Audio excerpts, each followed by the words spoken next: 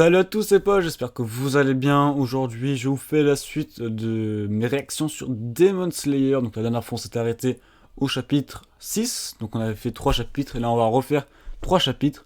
Donc on va faire du 7 au 9. Et moi, je vous dis, on va pas attendre plus longtemps, on va commencer directement. J'espère que le son, etc. est bon. En tout cas, j'espère que tout est bon. Donc la dernière fois, on s'était arrêté, il avait fini son entraînement, il avait coupé la pierre, puis il est arrivé à l'endroit où comment dire, il allait passer un entraînement avec des ogres, etc. Et les gosses qu'on voit là, ils sont censés être morts selon le vieux dont j'ai déjà oublié le nom. Les noms et moi, ça fait deux, donc ça va être compliqué. Hein. Comptez pas trop sur moi pour retenir les noms. Mais en tout cas, je vais essayer, je vais faire de mon mieux. Sabito, tu crois que Tenjiro peut s'en sortir vivant? Je l'ignore. Faire des efforts, c'est bien, mais ce n'est jamais suffisant. Tu es aussi bien placé que moi pour le savoir. Donc là, effectivement, on le voit qu'il est en train d'essayer d'affronter les ogres. Petit renard, en quelle année de l'ère Meiji sommes-nous? Ok, alors Meiji 1800... Ok. Nous ne sommes plus dans l'ère Meiji, mais dans l'ère Taisho. Quoi? Le Japon a donc changé d'empereur? Jusque-là, ça me choque pas que le Japon ait changé d'empereur.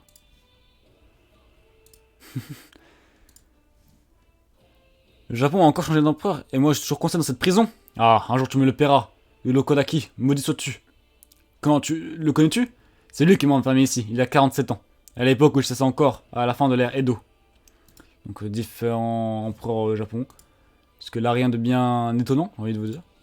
La fin de l'ère Edo? Menteur. Aucun ogre ne peut avoir survécu aussi longtemps sur cette montagne. Ici, il n'y a que des ogres ayant dévoré 2 ou 3 personnes, pas plus.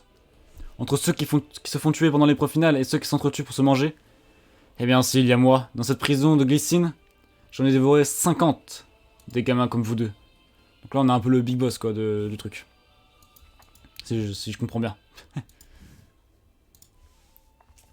50, souviens-toi bien de ceci. La puissance des ogres est directement proportionnelle au nombre d'humains qu'ils ont mangés. Vous voulez dire que plus ils en mangent, plus ils sont forts? C'est ça, non seulement ils deviennent plus forts, mais certains d'entre eux se métamorphosent et acquièrent des pouvoirs étranges. En progressant, tu seras un jour capable de déterminer à l'auteur le nombre de leurs victimes. 12, 13, oui, 14, tu seras mon 14e. Donc 14e quoi? Le 14e disciple du Urokadaki que je vais manger. J'ai décidé de tous vous exterminer jusqu'au dernier. Donc ouais, il a vraiment une haine envers notre cher Urokadaki. Donc ok. Jusqu'ici, il y en a 2 qui m'ont marqué plus que les autres. Le premier, c'était un garçon. Lui, c'était le plus fort. Il avait des cheveux d'une drôle de couleur. Ils étaient rose chair et puis il avait une cicatrice sur la joue. La deuxième, c'est une fille avec un kimono paré de fleurs. Elle était petite et sans puissance, mais formidablement rapide. Ah. Ils ont donc bien été tués par cet ogre, mais alors comment? Donc là, on explique comment ils sont morts. Parce que oui, il a bien dit qu'ils étaient morts, mais pour nous, ils sont encore vivants, donc c'était ça qui était étrange. Ces masques de bois, c'est à ça que je vous repère. Je reconnais la patte du Holokadaki. Ils sont taillés de la même manière que son masque de Tengu. Les masques de conjuration, c'est comme ça qu'ils les appellent, je crois. C'est à cause d'eux que j'ai pu manger tant de petits camarades. Ils sont dans mon ventre maintenant. C'est un peu comme si Holokadaki les avait tués lui-même. Je me rappelle quand j'ai dit ça à la fille, elle a explosé en larmes de rage. Ses mouvements sont devenus maladroits. Alors je lui ai arraché les 2 bras et les 2 jambes. C'est pas très sympathique et tout ça. T'arracher les jambes des gens, etc. C'est pas très sympa. Donc là, il attaque. On va voir ce qu'il peut faire. Je pense qu'il ne va absolument rien faire. Ok, il attaque. Garde ton sang-froid, Tenjiro. Contrôle ton souffle. Ne pense plus à nous. Il se prend un coup. Vite, fuyons pendant que l'ogre est occupé.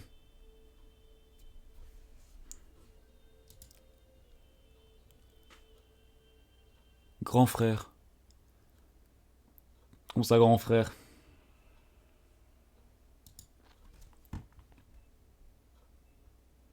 J'ai beau couper ses bras, il repousse sans cesse plus nombreux. Mais quelle est cette drôle d'odeur venant du sol? Il faut pousser les trucs du sol, what the fuck. Quel saut, moi qui espérais lui donner un coup de grâce avec cette attaque souterraine. Ben, en l'air il ne pourra pas éviter ça.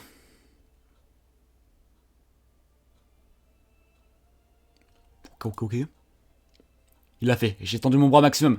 Ça prend un peu de temps pour le ramener, et ce môme est déjà dangereusement prêt. Heureusement que mon cou est bien protégé. Le précédent, il avait cassé sa lame. Concentration intégrale.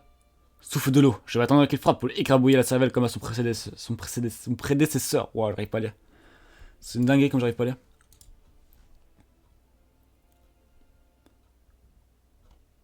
Je suis inquiet pour Tenjiro. J'ai peur qu'il ne soit vaincu. Ce monstre a la nuque tellement dure. Peut-être qu'il sera vaincu. Peut-être qu'il vaincra-t-il. Il n'y a qu'une seule chose qu'on puisse affirmer avec certitude. De tous, c'est Tenjiro qui a coupé le rocher le plus gros et le plus solide. Ok, donc c'est... Mouvement numéro 1, en taille de l'eau calme. Ah, on a fini le chapitre. Allez, on passe au chapitre suivant, les amis. On passe au chapitre numéro 8, tout simplement. Et on passe également au tome 2. Du coup, on convertit ça en tome. C'est pas mal, quoi. Donc, on va retrouver les petits personnages, etc. Ok. Ok. On a 8 chapitres également. Chapitre 8, Grand Frère. Ce bruit. C'est le même que celui que j'ai entendu jadis cette nuit maudite. Un bruit de vent déchaîné. Ulokalaki. Ok. Je vais enregistrer les machous, les gars, pour la miniature. Voilà. Comme ça, je pense à la miniature maintenant. Etc. Comme ça, j'aurai pas à penser plus tard à la miniature. Hop. Non, je vais mourir. Mon corps va se désagréger et disparaître. Je ne peux rien faire pour l'arrêter. Il va me jeter ce regard de dégoût contre tous les hommes, ce regard de mépris. Je n'ose pas fermer les yeux, mais je ne peux pas tourner la tête. La dernière image que je verrai sera celle d'un tueur d'ogre auquel... Salor. Grand frère, j'ai si peur, je suis seul, il fait tout noir. Grand frère, si seulement tu pouvais prendre ma main dans la tienne, comme tu as toujours fait. Comme j'aurais de t'avoir égorgé avec mes dents. Grand frère? C'était qui déjà?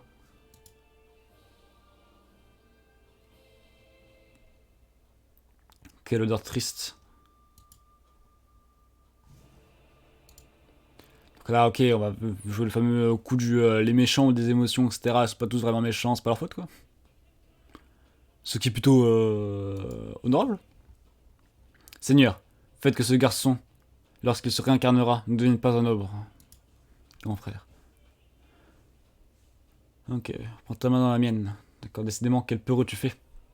Sabito. Makomo. J'ai gagné. Vous pouvez être tranquille à présent. J'espère qu'enfin, avec tous les autres enfants morts, vous avez pu rentrer comme vous l'aviez promis. Même si c'est sous forme d'âme. Rentrez chez vous au moment ça guérit, chez notre maître, Urokadaki, que vous aimiez tant. Si j'étais mort, moi aussi je serais rentré avec vous. Retrouver le maître de ma sœur Nezuko. Et ma sœur Nezuko. 7 jours plus tard. Ok. Donc il a fini les qualifs, on va dire. Bravo à tous. Félicitations pour votre retour. Nous sommes heureux de vous revoir sains et saufs. Nous ne sommes que 4. Nous étions plus de 20 au départ. Le garçon du premier jour n'est plus là. C'est de ma faute. Après m'être battu, je me suis évanoui. C'est là que je l'ai perdu de vue. Je n'ai pas pu le sauver. Je vais mourir. Même si cette fois j'ai survécu, un jour ou l'autre je vais me faire tuer. Bon, et donc, c'est quoi l'étape suivante? Où sont nos sabres? Auparavant, nous devons préparer vos uniformes. Nous allons prendre vos mesures pour les faire à votre taille, puis y inscrire votre grade. À propos de grade, il en existe 10, par ordre croissant. Vous savez lire? Pour l'instant, vous êtes tous au grade le moins élevé. C'est-à-dire Mizunoto, le sabre. Lui, il doit vraiment au sabre. Lui, ça va être l'antagoniste, pas vraiment. C'est sûr, 100%, ça va être le méchant mais qui est gentil. Le Bakugo. Vous voyez un peu ce que je veux dire? Ça se voit, il a la gueule du métier. Vous allez choisir aujourd'hui l'acier qui servira à leur conception. Il faudra ensuite à compter 10 à 15 jours pour les fabriquer. Ils vont également vous attribuer à chacun votre corbeau de liaison. Ouais, c'est comme les chouettes dans Harry Potter, quoi. Mais ce n'est pas un corbeau, c'est un moineau. Bah oui, et là c'est un vrai corbeau. Les corbeaux de liaison servent principalement à relayer les communications. Corbeau de liaison. On l'avait, je pense, compris. Quoi? On s'en fiche complètement des piafs de minables. Ce que je veux, c'est mon sabre. Mon sabre, tu entends? Mon sabre de profondeur d'ogre. Le fameux sabre à couleur changeante. Ah, il est détestable, hein. Sauf qu'il est détestablement con Et ça me plaît très très peu d'avoir un personnage détestable et con. Bakugo n'est pas con. Il est juste détestable. Et encore, il est pas si détestable que ça. Oh là là, la première rivalité entre les deux, oh là là. Mais mon dieu, je vois dans le futur. Lâche-la tout de suite. Lâche-la ou je te tue. Pour qui tu te prends, toi? Vas-y, tu n'as qu'à essayer.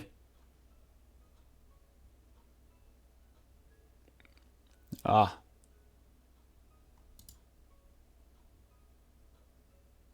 Vous avez terminé? Alors maintenant, veuillez choisir votre acier. Vos sabres vous serviront à tuer les ogres. Et vous, et à vous protéger. Vous devez vous-même en choisir la matière première. Je ne serai pas longtemps, j'en suis sûr. Je vois. 5 ont survécu. C'est un bon groupe. Me voici donc avec 5 enfants de plus. J'ai hâte de voir quels guerriers ils deviendront. Ok. Donc on a fini le chapitre 8. Voilà, déjà. Ça va vite, c'est... chapitre 8. Bon, on a trouvé un peu le premier antagoniste qui va rester antagoniste pendant longtemps, vous voyez, voilà, c'est le... C'est le classique, hein. C'est un classique de chez classique, c'est le Sasuke, le Bakugo, tout ce que tu veux. C'est le méchant gentil. Je ne sais pas plus pour l'instant, mais je sens que ça va être ça. Comme j'ai dit, il a vraiment la tête du métier, du coup c'était pas compliqué à localiser. Chapitre 9, retour à la maison. J'étais trop optimiste. J'ai combattu 8 ogres au total lors de l'épreuve finale, mais aucun qui ait été en état de me fournir des informations. C'est des bêtes sanguinaires attaquant sans discussion. Je n'ai pas pu demander comment rendre à Nezuko son humanité. Il y a ce problème aussi. Nezuko, pardon. Je suis désolé. J'aimerais rentrer auprès de toi au plus vite, mais tout mon corps me fait mal. Même l'uniforme dans mon sac me semble lourd. L'épuisement m'a frappé dès que j'ai commencé à redescendre du mont Fujikasane. Du mont Fuji, quoi. Depuis, il ne m'a plus quitté. La nuit va bientôt tomber. Ah. Il y a personne, j'imagine. Ou... Oh, elle s'est réveillée. Nezuko. Alors, Nezuko, tu es réveillée? Nezuko. Oh, elle est plus endormie. Je suis pas fan des chara design très très simplistes. Voilà, si vous voulez, je vous dis. Après, c'est que vous n'avez pas considéré ça comme simpliste, mais c'est simple et efficace. Mais justement, c'est ce qui me dérange. Mais j'attends de voir plus, en tout cas, du background de ces personnages. Parce que ça se voit qu'il y en a. Quoi. Sinon, on ferait chier. Ouh, qu'est-ce qui t'a pris de t'endormir comme ça? Pendant aussi longtemps? J'ai cru que tu allais mourir. Oh. Uloko... J'ai déjà oublié son nom. C'est dingue, hein, ce Kingdom, les noms de morts, je les ai retenus, mais là, j'arrive pas. On va y arriver, on va... Tu es en vie, bravo. 15 jours plus tard. Oh, maître, vous croyez que c'est lui? Un nouveau personnage. Ok, là, il a un petit design sympathique au premier abord. C'est original, ça. Original. C'est pas très utile, je pense, c'est pas très pratique. Mais voilà. Qui est-ce? Des clochettes? Je m'appelle Aganezuka. J'apporte un sabre que j'ai forgé pour Tanjiro Kamado. Ah, Tanjiro Kamado, c'est moi. Entrez. Voici ton sabre du soleil. Mais entrez donc, voyons. C'est moi qui l'ai fait. Je vais vous servir le sabre du soleil. Les minerais nécessaires à sa fabrication ne peuvent être extraits que sur le mont Yoko. La fameuse marque de Squeezie. On se doit le dire maintenant, on se doit le dire. La montagne la plus proche du soleil. Le sable écarlate et les pépites d'écarlate qu'on y trouve sont des fers qui absorbent la lumière du soleil. Vous allez saler votre sac par terre. Le mont Yoko est ensoleillé tous les jours de l'année. Il n'y a jamais de nuages, ni de pluie. C'est l'inverse de la Bretagne, quoi. C'est... rien d'étonnant. Sacré Aganezuka. Il n'a pas changé. Il n'écoute rien de ce qu'on lui dit. S'il vous plaît, pour commencer, vous ne voudrez pas vous lever, ne pas rester par terre. Waouh. Ah, ça a vraiment une sacrée gueule, ce masque. Hein. Waouh, ce masque. Hein. Ça alors, mais tu es un enfant de braise? Voilà qui est de bon augure. Non, je suis l'enfant Tenjiro de Kie. Tu n'as pas compris. Tes cheveux et tes yeux ont des reflets rouges. C'est ce qu'on appelle un enfant de braise. Lorsqu'un tel enfant naît dans une famille qui vit du feu, on s'en réjouit, car c'est un bon présage. Ah bon? Je ne savais pas. Il y a des chances pour que ton sabre adopte la couleur rouge. Pas vrai, Ulokodaki? Ah, ça je sens très très mal, ça. Le rouge. Ah, je sens très très mal. Parce que si vraiment son pouvoir c'est le feu, je rage quitte le manga. Vraiment parmi les pouvoirs les plus banals, je pense que le feu est numéro 1. C'est comme un Natsu dans Fairy Tail, j'en ai rien à foutre de Natsu, frère. Son pouvoir il me casse les couilles à tout le monde. J'espère que ce sera plus original que ça. Hein, parce que par exemple, voilà, One Piece c'est élastique, même Naruto c'est un peu plus original quoi. Donc j'espère que ce sera pas que du feu. Sinon je vous le dis, on se fait chier. En effet, sort le don de son fourreau, compris. Ah, il est enfin rentré. Les sabres du soleil sont également appelés sabres à couleur changeante, car la couleur de leur lame se modifie en fonction de leur propriétaire. Gros changement en tout cas sur la planche.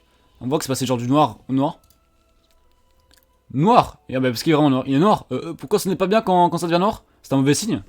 Non, pas du tout, mais c'est très rare. Moi qui espérais voir du rouge, un beau rouge bien voyant. Ah, et calmez-vous, quel âge avez-vous? 37 ans. Quoi, Tenjiro Kamado, tu dois rentrer dans un village au nord-est d'ici. Ceci est ta première mission, en tant que profondeur d'ogre. Ça alors, le corbeau parle. Ça m'étonne pas que le corbeau parle. C'est un classique. Mission, prépare-toi soigneusement, car dans ce village, chaque nuit, de jeunes femmes disparaissent. De jeunes femmes disparaissent? Oh, c'est la fin, et on se laisse sur un cliffhanger. Sur un petit cliffhanger. Comment ça, des femmes disparaissent? Incroyable. Bon, nous avons fait 3 chapitres.